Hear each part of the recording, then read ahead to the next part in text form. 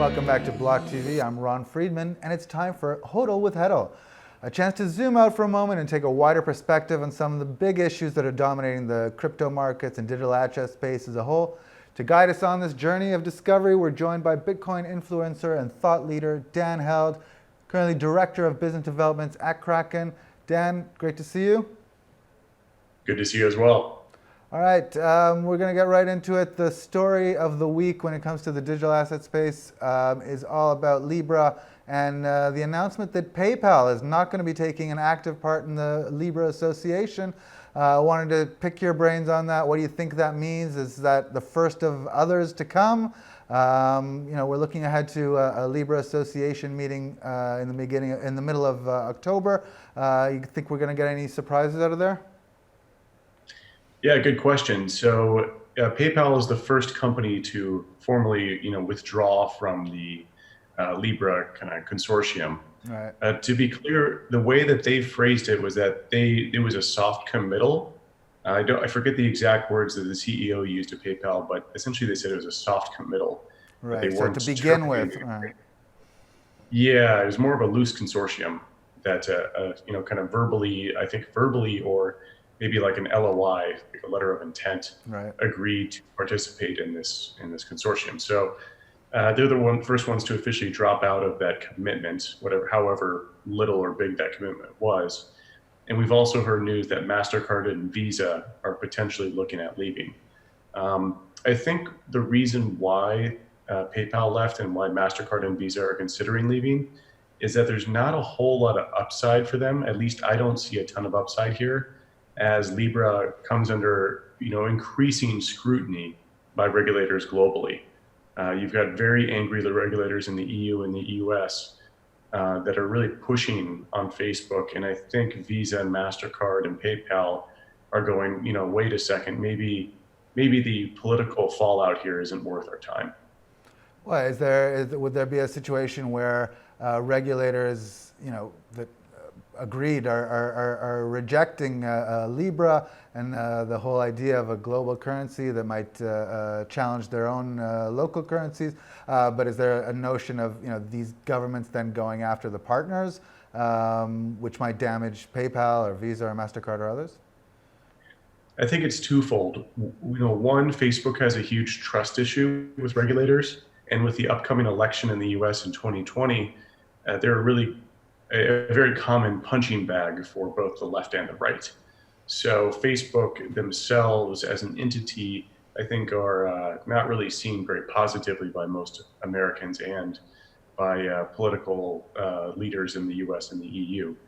Secondary, they are, the second sort of concern is that they are interested in kind of digging in deeper on how this might influence their local currency.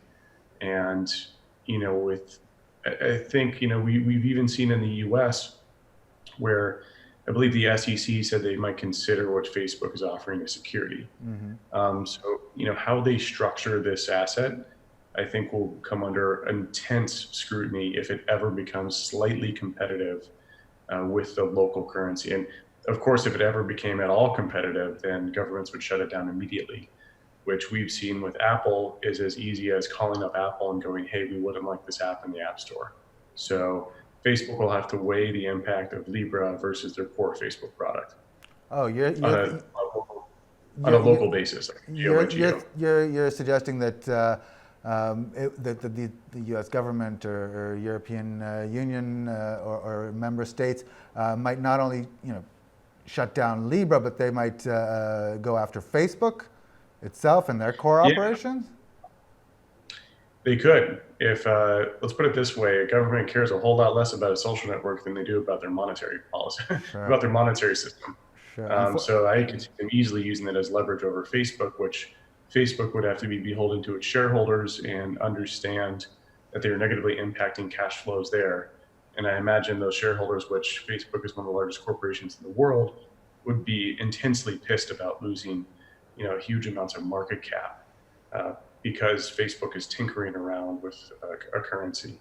Right. I think it's a cool idea, so I'm not downplaying the idea. I like the idea of Libra. I just think it once again reinforces that any sort of any sort of centralization, even with this consortium model, these companies will come under such intense scrutiny by regulators in their local geography that I just don't see it scaling. I don't see it really being able to, go across the world and be what it needs to be. And it points to the utility of Bitcoin, where there is no company, there is no centralized entity that controls it. There's no one you can make a call and remove it from the internet or remove it from an app store. And that's the whole point. So I think I like that Facebook is taking this initiative, and I applaud them for their effort. But I think it further reinforces why Bitcoin's valuable. All right, so we definitely a case to be made there, but let's pivot a bit. We talked Libra, a product that's coming out a lot sooner and is getting very little regulatory attention is Telegram's Gram, and it, based on the Telegram Open Network. We're talking, official launch. They have no choice. They're going to launch by the end of October, and that's very well may be a security and an investment tool, and it doesn't seem like anybody's putting on the brakes there, or maybe they're just not asking.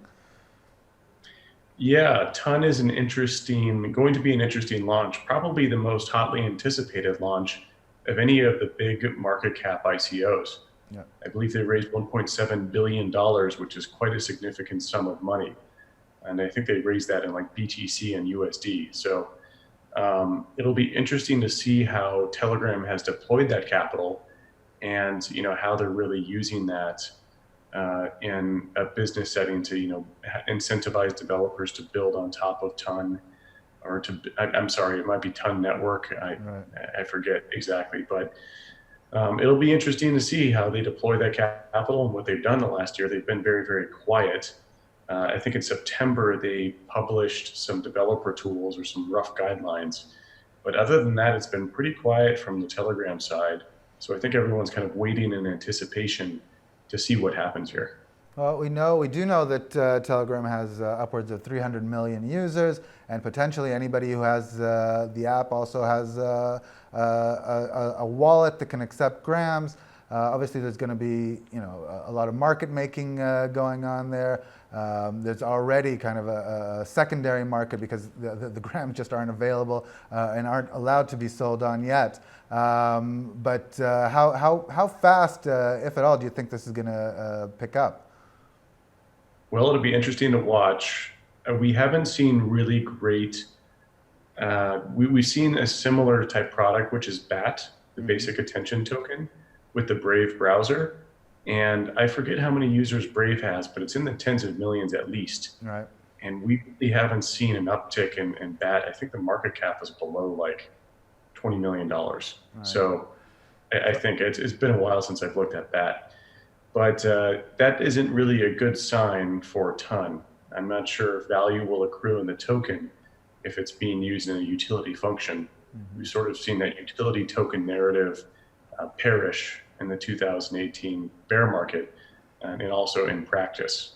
For example, basic attention token. Right. I think both teams are really great, and I like both products. To be clear, I think Telegram is one of my most popular messaging apps that I use. I'm in at least like 24 group chats, and I talk to people in crypto there all the time. Sure. So love the product. Seems to be the go-to for the community in addition to WhatsApp and Twitter. But you're saying it's no guarantee that that's going to make people use the coin and make the ecosystem work. Yeah, we've seen examples, like I said, with basic attention token where value may not accrue in the token. So I encourage experimentation, so I'm excited to see what happens. But I'm cautiously optimistic at the outcome here. All right. And another topic I wanted to pick your brain about a bit. So we're talking about Hong Kong. According to data from CoinDance, Bitcoin trading in Hong Kong reached an all-time high last week. This is amongst obviously widespread political protests. Now we're hearing that ATMs there are running out of fiat currency as well. Is Bitcoin the answer, as many people are saying? Well, I mean, for me, Bitcoin's always the answer, right? So, no, in all seriousness, I think this highlights a very good situation in which Bitcoin can be valuable because of its hard to seize nature, because it's so difficult to seize. that makes it an incredible store of value. One of many characteristics of why it's a good store of value, but the hard to seize nature makes it great for moments like this when I believe the governor or the mayor of, I believe the governor or mayor took steps in which she now has full ability to freeze bank accounts, Right. arrest people for wearing a mask, and basically it's like martial law. So in that moment, that's when you want to hold Bitcoin, where they're not going to go door by door and kick your doors in to seize everyone's Bitcoin. That's just not possible. However, And so this would be a good moment that kind of highlights that. Now, is Bitcoin's narrative and, is it well known to being that good, good safe haven asset? I don't think that narrative has propagated enough. So when we look at these all-time high trading volumes, we're only looking about like $1.5 million in a week. right. We're not That's talking about USD. huge volumes, but relative. Right. It's more than it's been before, or close to all-time highs. However, I'm cautiously optimistic. I think in the future, maybe a few years from now, when Bitcoin's brand awareness and understandability as that hard to seize asset becomes, permeates the consciousness of the world, then in moments like this, we'll see billions move in a week. So, I'm excited to see the volume being high, but it's still very, very small. So I think we've got a lot of room to grow here. Now, narratives propagate very quickly. Stories and narratives and memes propagate fast. Mm-hmm. So there could be a moment here when truly people's bank accounts are seized, and that's the moment when people go, whoa, Bitcoin's awesome. I mean, maybe I take 20% and put it in Bitcoin.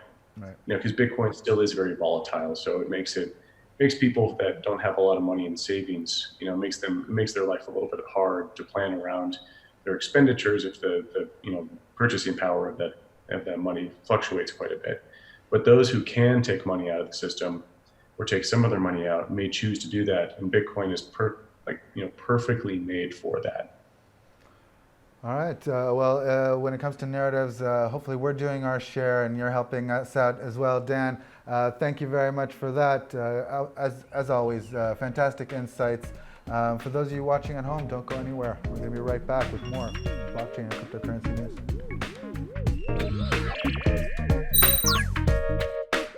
For more news and updates, follow us on Twitter.